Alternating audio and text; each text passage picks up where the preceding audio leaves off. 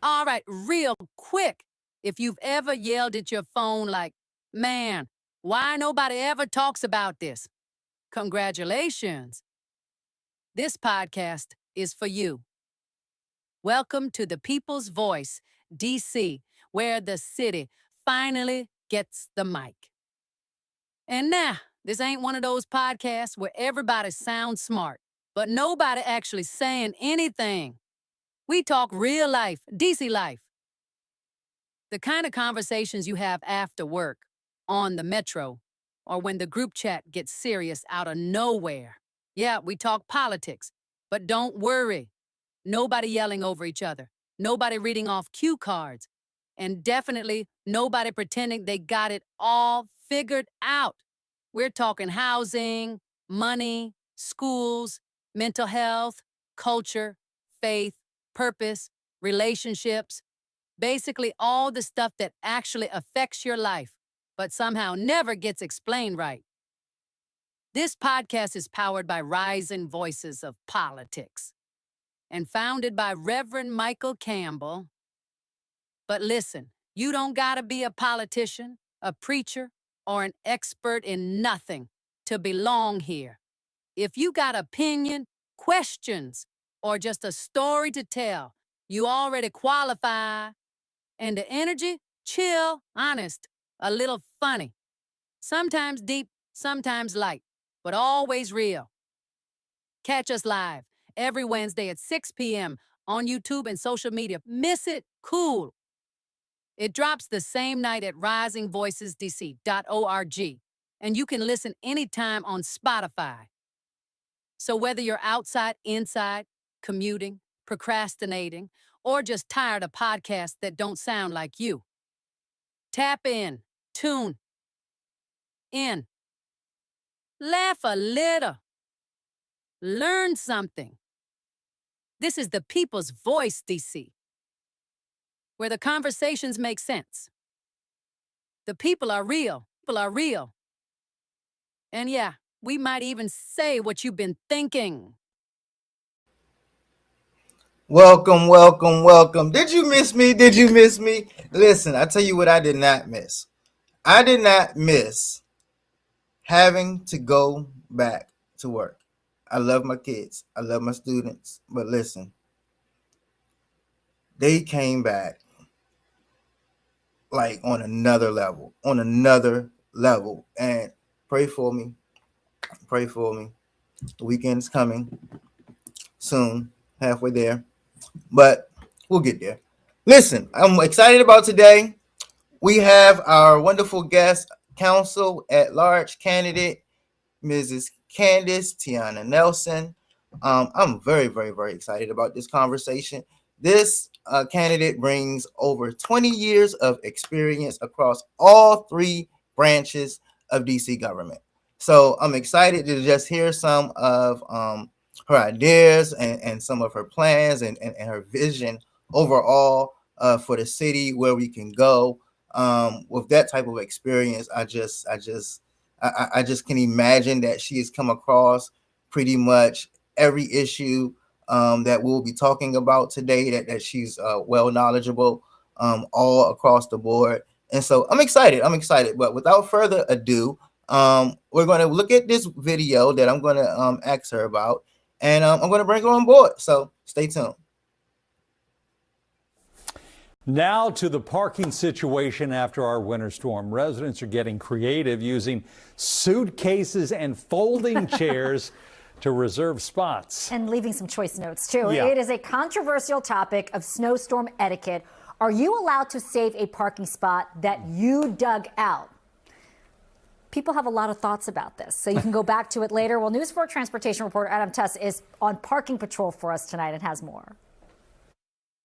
Well, have you seen this around town? Of course you have. People reserving their cleared out parking spaces with all types of stuff. Some people getting very creative. Here in Arlington, it looks like a beach party. We've got the beach chairs set up all along these cleared out parking spaces from the snow. But the question is, how do you feel about it? To save or not to save the dugout parking spot? No, you probably shouldn't. What if they dug that space out, though? You know, the hard work. Yeah, I know. I know, but it's still, no. Neighborhood listservs from Maryland to D.C. to Virginia have been very active about this topic, and some people do deserve credit for being creative with the device used to save the spot. Everything from luggage to an old lamp, a sideways wooden table, trash bags, a toy truck, a very tiny toy truck at that, and trash cans that just say, nope.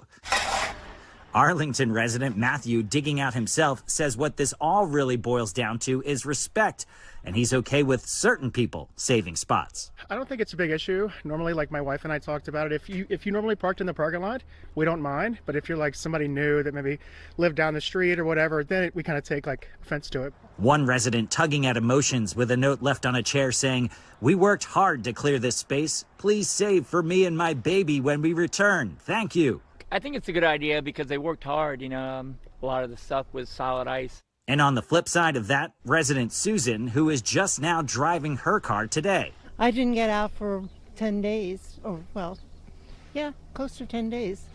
But now that I'm going to get out today, I'm going to drive finally. I'm not going to reserve my spot.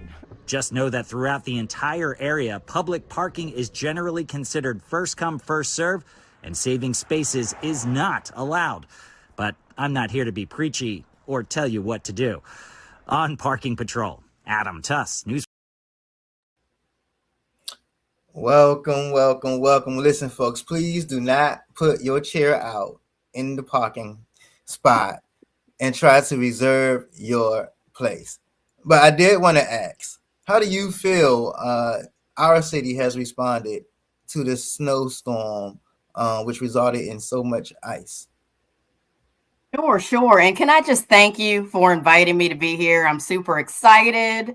Always a pleasure to chat, but to be put here with you on this platform, the People's Voices of DC, and get to reach and connect to more DC residents is it's the goal. It gives me joy, and I'm so thankful. And, you know, as we were talking with the snow, I haven't talked to a lot of people because I've been snowed in. I've just been getting out and using a Lyft and stuff because my car is still snowed in. Still there, still seated, still in its space, in its place. Yeah. So you want me to talk a little bit about my thoughts on our responses to the snow, the good weather? I think that this has been a struggle. We have struggled through this. And I think that communication was lacking, and communication is key. It was disappointing to see the response from the government just as it pertains to communication alone. Had messaging came out to the council, to the ANC commissioners. You know, as a former ANC commissioner, I believe, you know, we're frontline. And if you want to get messages to the residents, you should be informing the ANC commissioners so that they can disseminate that information. And it just seemed like that was not happening. And I know that no one had a magic wand. You know, I do think when it comes to DPW and having been a part of many budget cycles in the district government, many head is spinning. I do know DPW's taken some cuts. And I do think that this does kind of highlight that because we have not had the funding needed for the FTE, and that ladder positions, and instead with the funding cuts came the contractors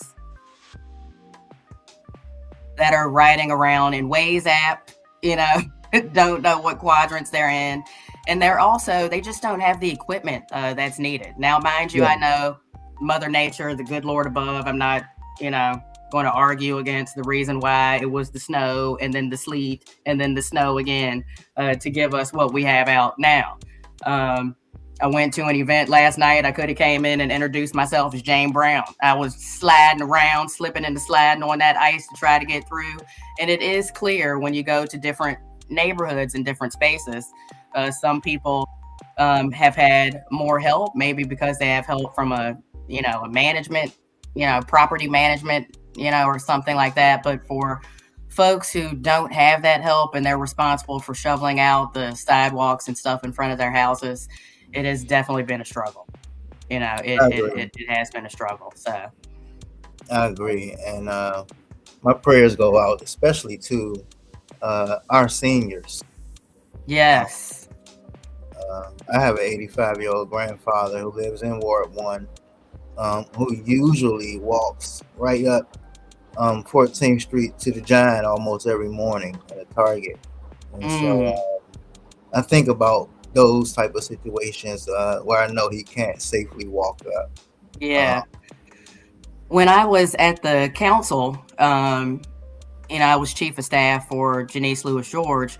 One of the things that I thought, was I was proud of it. We created the Ward 4 Volunteer Corps, and the Volunteer Corps would be just pertinent at a time like this. Getting people to come out, volunteer, and help our seniors shovel, and help them get out, or even just go shopping for a senior.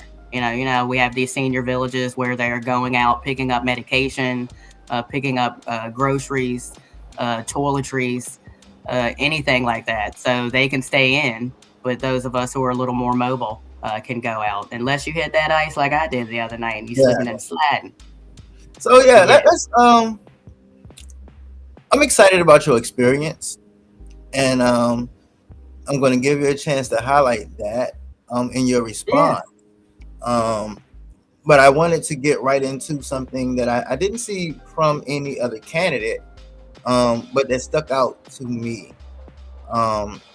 You said, as an at-large council member, I will enhance democracy and support good governance by building a civic tech platform for lawmaking to make the DC Council more transparent and interactive.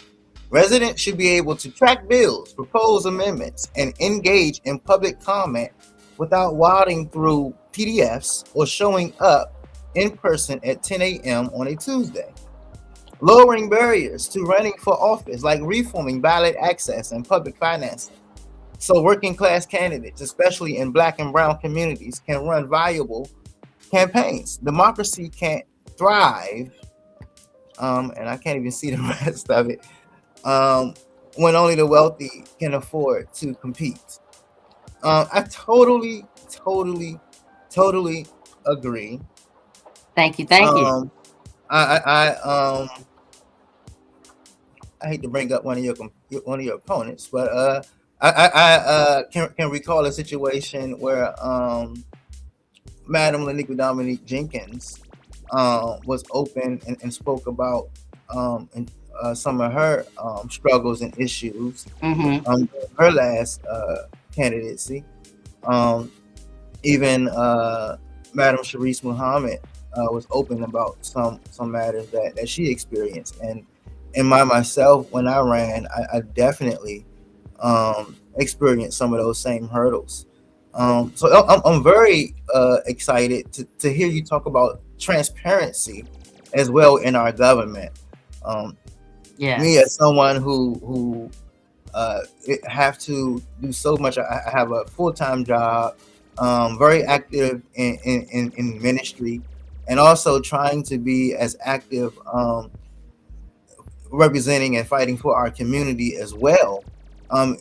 It's crazy how much time I spend just trying to find stuff when I'm trying to read and read up on this, and I'm just trying to find stuff. And then it's even more nerve-wracking when I get an email about a meeting that just happened yesterday, or I'm learning tonight that there was a meeting that happened when I was on my way to work at 11 o'clock a.m. And so it's like, oh my goodness.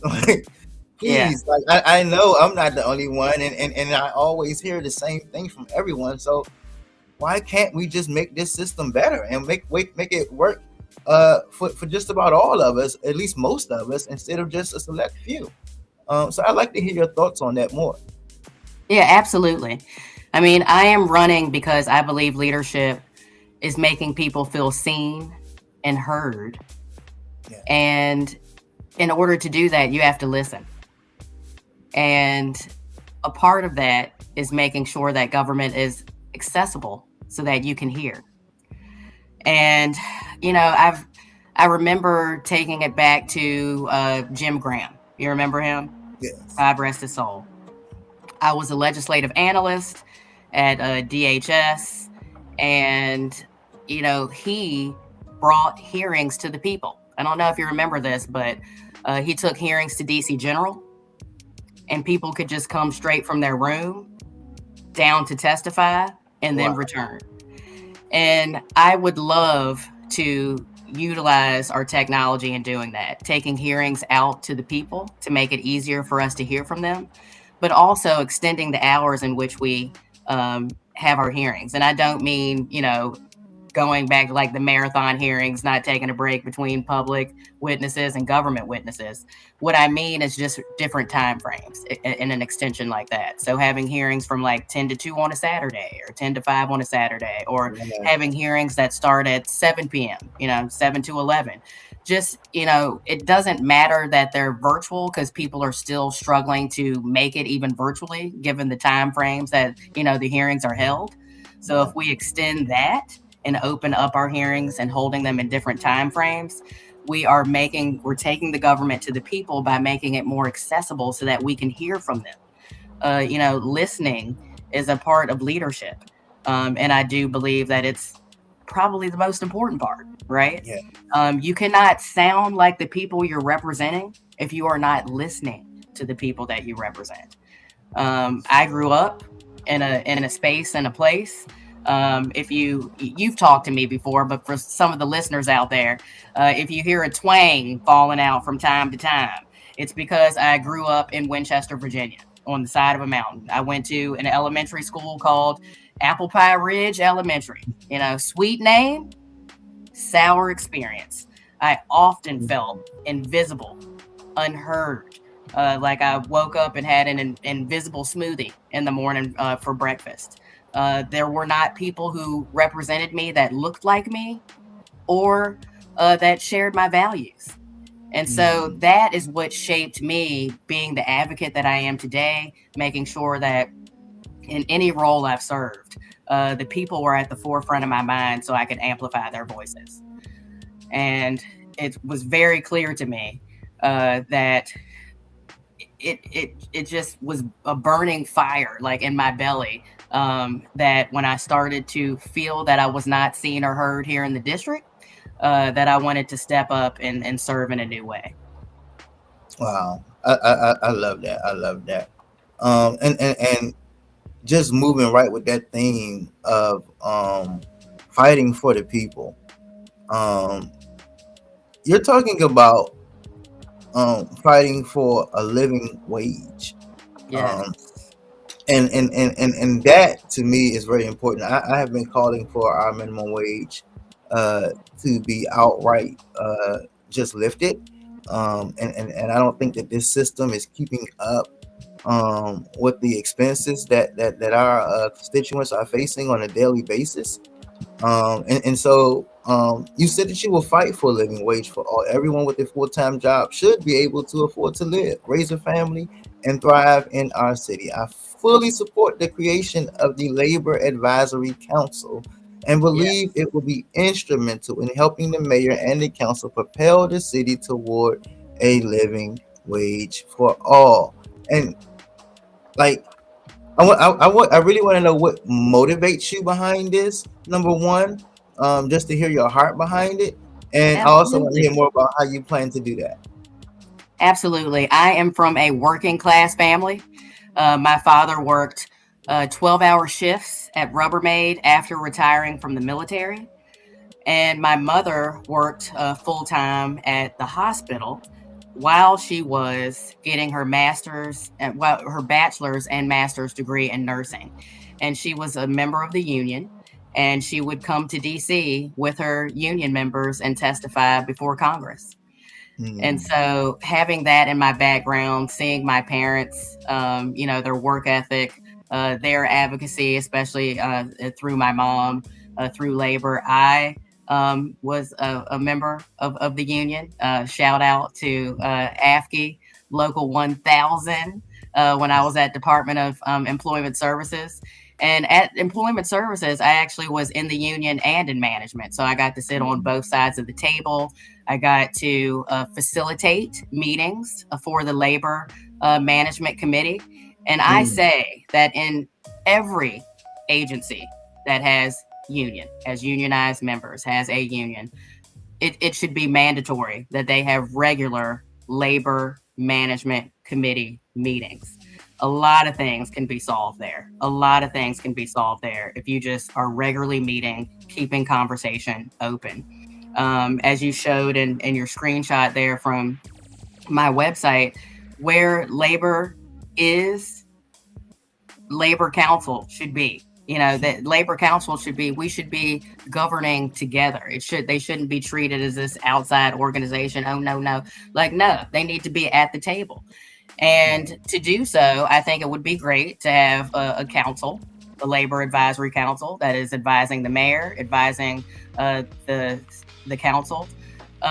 They could be appointed, but it would also be nice. I know you know this, that there are certain boards where it's all mayoral appointees, and then there are some that get a couple of appointees from the council. I would love for the labor to be that. We want a couple of council appointments. We want, mayoral appointments, but people who can help guide us and shift us responsibly into a way. And you cannot do that without speaking to the SMEs, right? The subject matter experts. And so that's why we would need to have a labor council. I would even love to see a department that is focused on that. I mean, it's no secret that we have had some challenges when it comes to, the negotiation of these collective bargaining, agreements. That is not a secret. And so, shout out to our teachers. Yes, exactly. That's the biggest, example that's right in the forefront of our minds, right? Like, it should not take that long. And so I think if we are pulling, we have OLRB, the Office of Labor, and they're there for the collective bargaining units, but we also want to ensure that public dollars are supporting those unions to a space. So having bringing together a department where it is focused on that, right, and focused on balanced and fair relationships. I think it would be for the betterment of all of us. Totally agree.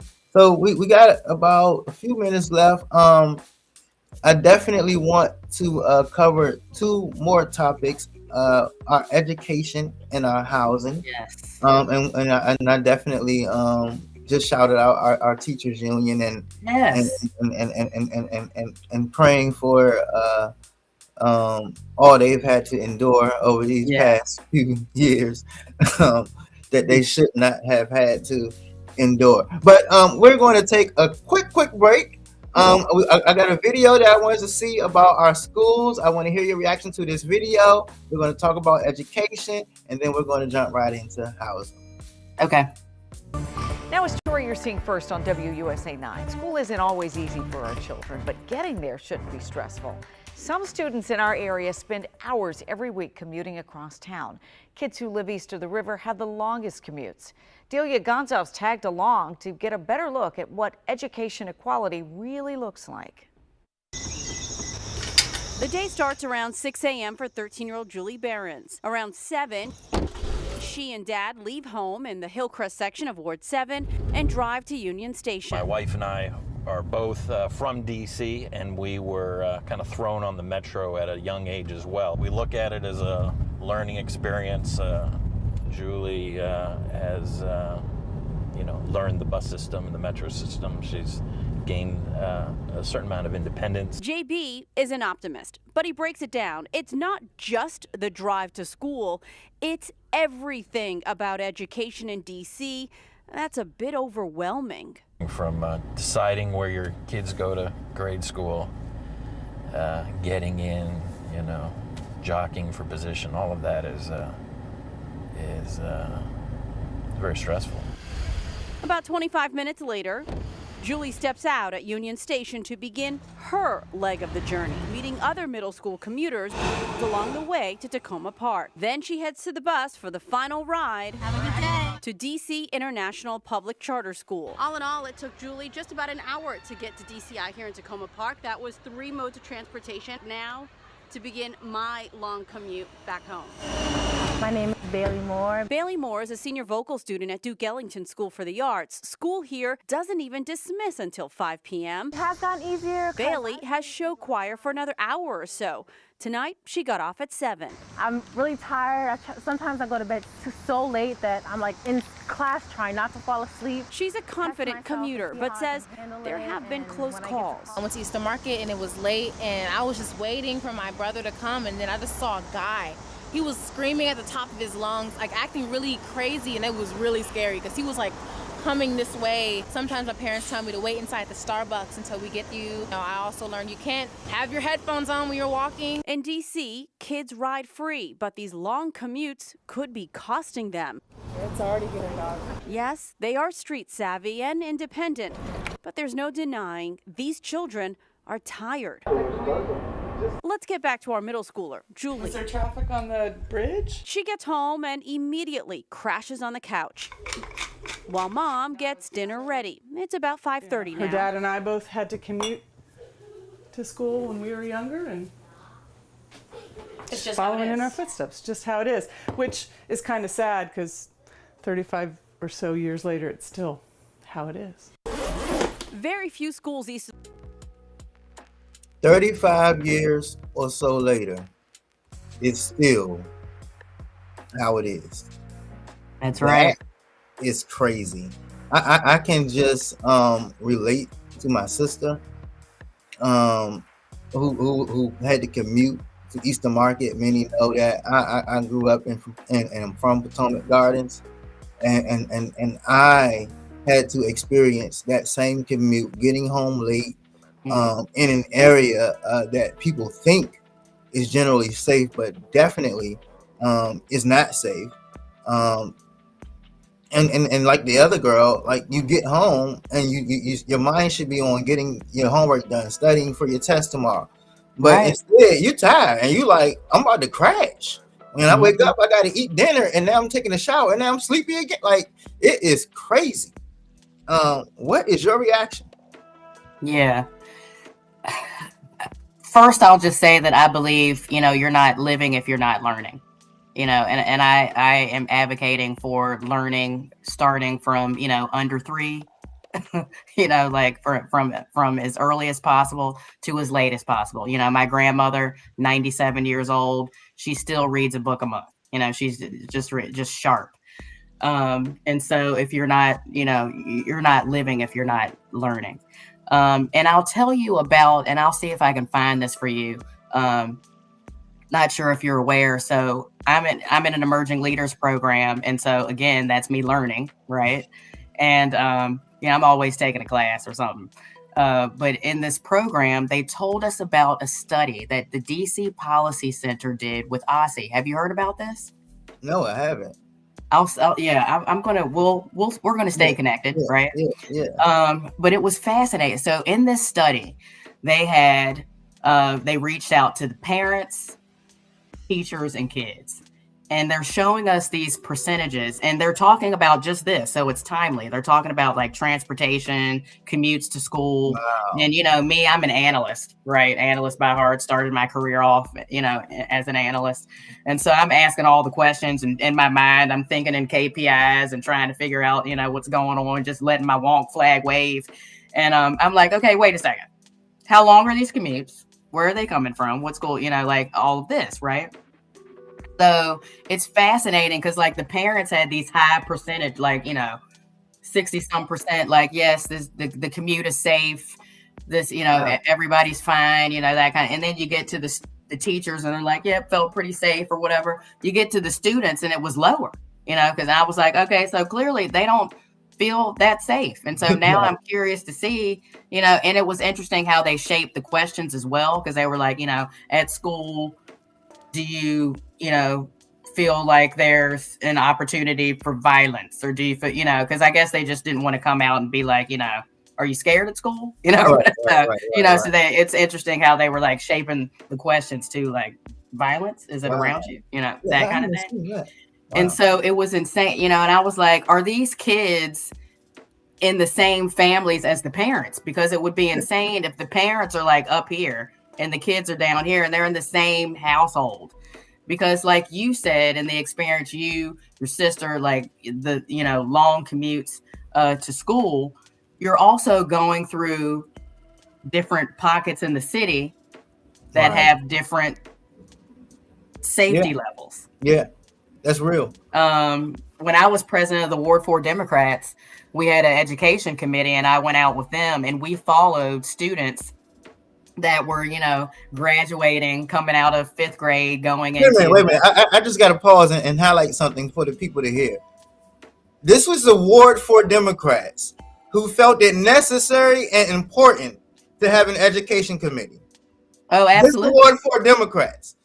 However, our council still does not feel it's important, and it should not be a priority to have something solely committed to education.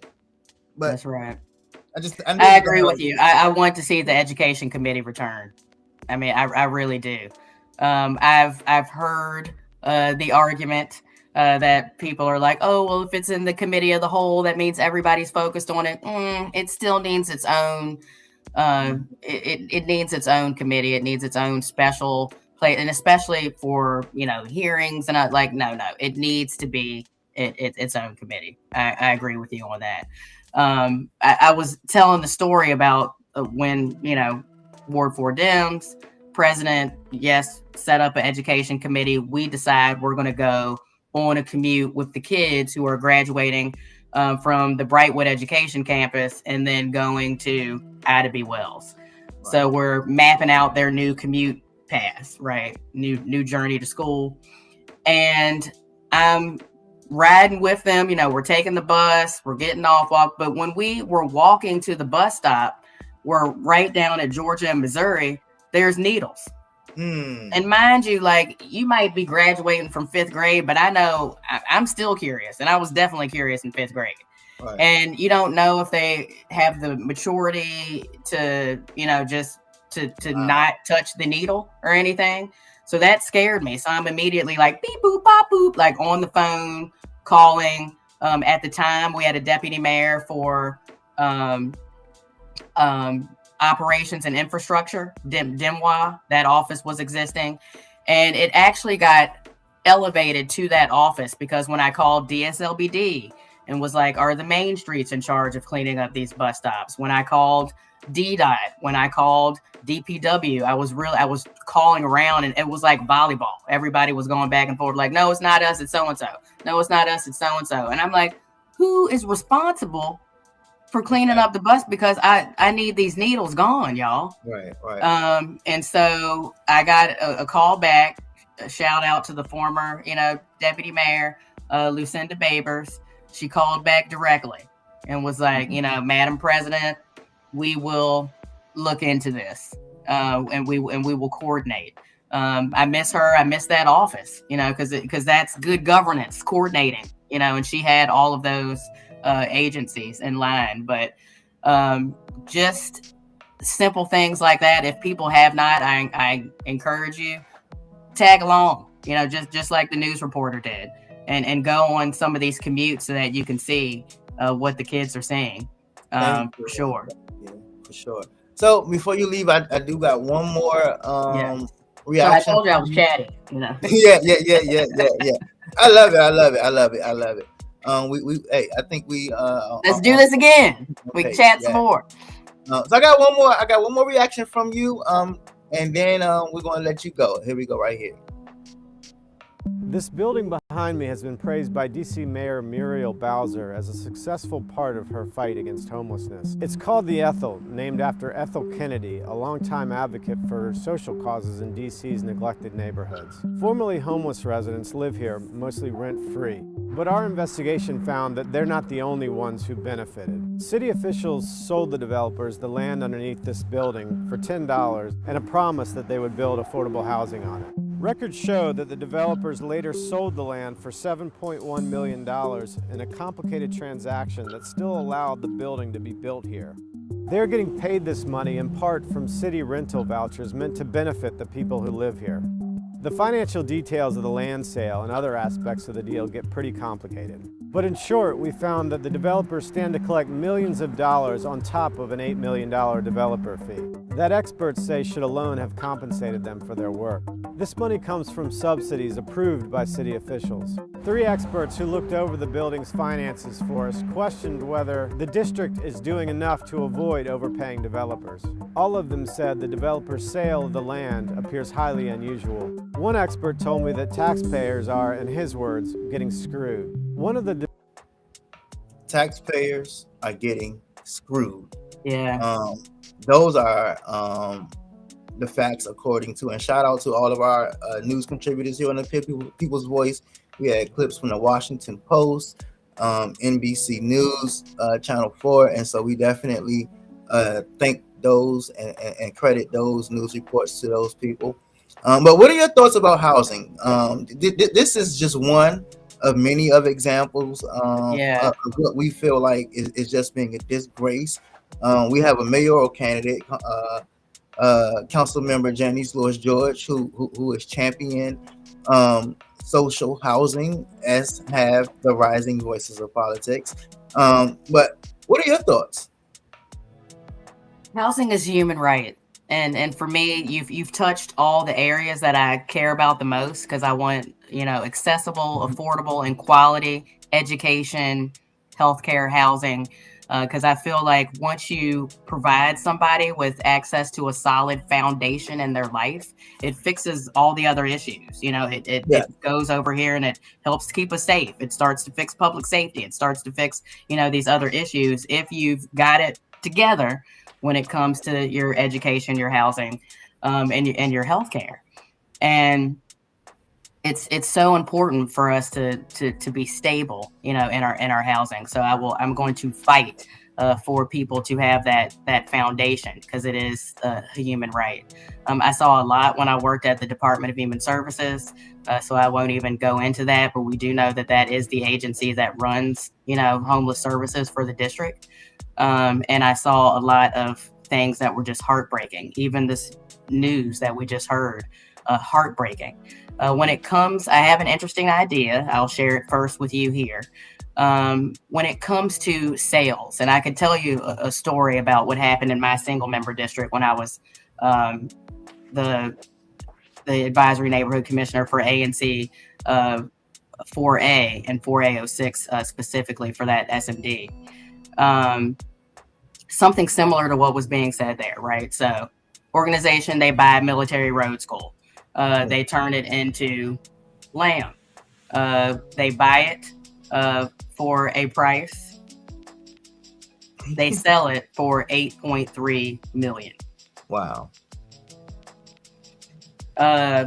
Sold it back. They were going to use the space, sold it back to the district. They were going to use the space for it to be a swing space for Lafayette Pre-K 4. I worked with advisory neighborhood commissioners in 3-4G. We ended up working it out because one side was like, we want the kids in Brightwood, like the schools in Brightwood. Right. Military road school, to be able to utilize this building, utilize the playground. We don't like the idea of this swing space and then not open it up to the kids that are in the neighborhood where the school is built. We did have parents on the other side that were just like, it's too far to drive, I won't get into it, but it didn't seem like they wanted to come. It did see, anyways, what we did was fight for a citywide pre-K So no matter where you live, you can now go to the citywide pre-K and military road school. And, you know, we came together with that, you know, compromise. Everybody was happy. Everybody felt like they lost a little, won a little, so that we could open it up, you know, for everyone. But going back to the sale portion of it, throwing this out here, you know, you're the first I'm throwing this out here with. But my thought is, if we can take the sales tax, right, from these sales, and then create like a small landlord's renovation fund. Because let's be honest, there are small landlords that unfortunately can't afford the renovations, and so their tenants, and that's mainly the tenants that we're trying to assist, that are living in these smaller buildings that are anywhere from, you know, 1 to 30 units, but more so probably like 4 to 10 units. You know, you've got older folks. I got a friend of mine, his parents are in their 80s, you know, late 80s, almost 90s. They have a 4-unit. You know, he's like hanging around, swinging from ceiling fans. He's the maintenance man, you know, for his parents. They cannot afford to hire someone.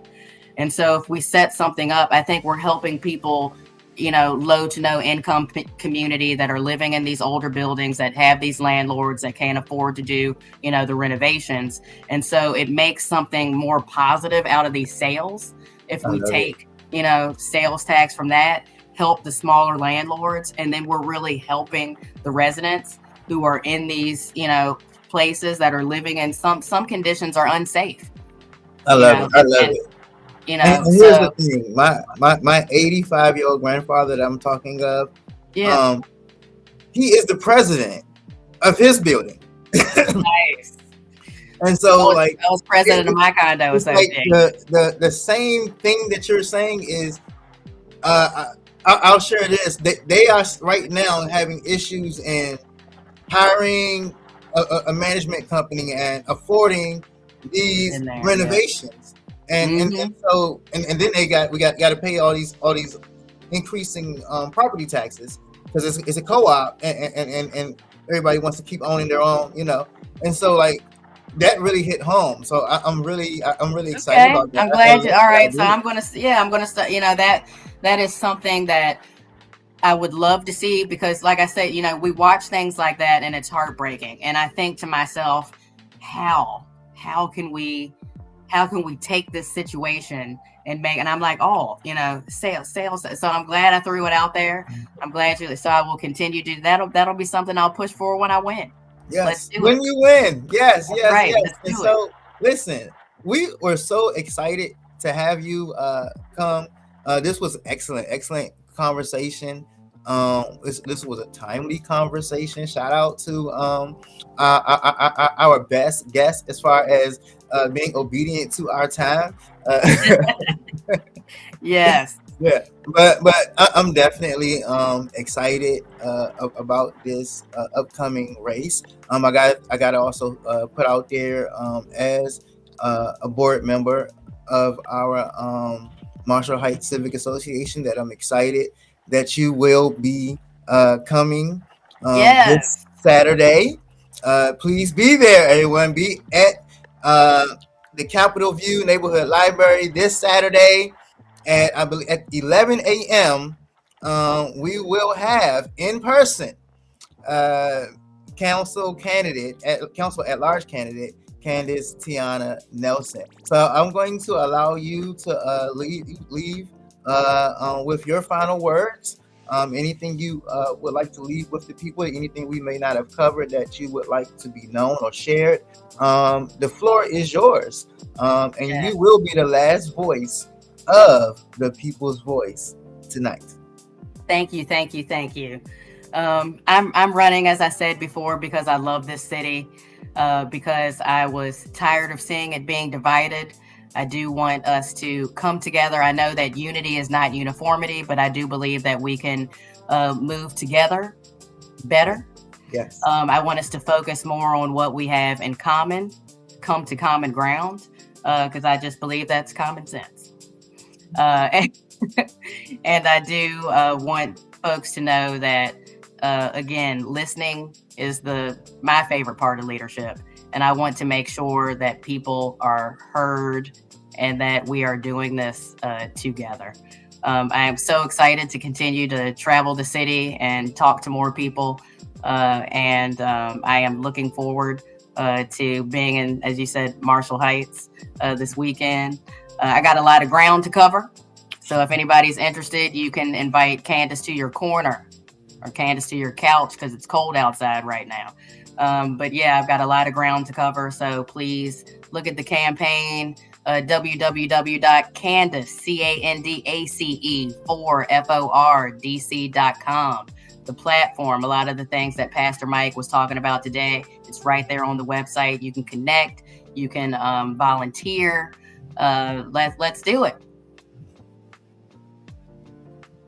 All right, real quick.